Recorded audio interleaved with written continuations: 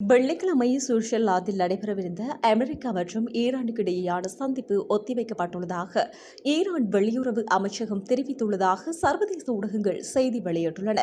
எனினும் எதிர்வரும் நாட்களில் நடைபெறவிருக்கும் கூட்டத்திற்கான திட்டங்கள் நடைபெற்று வருவதாக குறித்த செய்தியில் மேலும் தெரிவிக்கப்பட்டுள்ளது.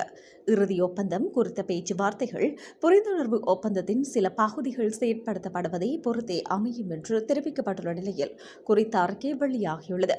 இந்த நிலையில் லெபனானில் போர் தீவிரமடைந்ததை தொடர்ந்து இஸ்ரேலும் ஹிஸ்புல்லாவும் வெள்ளிக்கிழமை போர் நிறுத்தத்துக்கு ஒப்புக்கொண்டதாக அமெரிக்கா தரப்புகள் கூறியுள்ளன.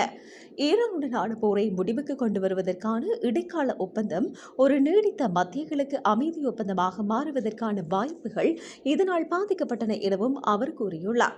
லெபனானில் தாக்குதல் தீவிரமடைந்ததால் வெள்ளிக்கிழமை சுவிட்சர்லாந்தில் திட்டமிடப்பட்டிருந்த அமெரிக்க ஈரான் பேச்சுவார்த்தைகள் இதன் காரணமாகவே ரத்து செய்யப்பட்டுள்ளன. இது உலகளாவிய கப்பல் போக்குவரத்துக்காக ஹார்முஸ் நீரிணையை மீண்டும் திறப்பதை உறுதி செய்ய இன்றியமையாத பேச்சுவார்த்தைகளின் காலக்கெடு குறித்து புதிய நிச்சயமற்ற தன்மை உருவாகியுள்ளதாக மத்திய கிழக்கு வட்டாரங்கள் விவரித்துள்ளன.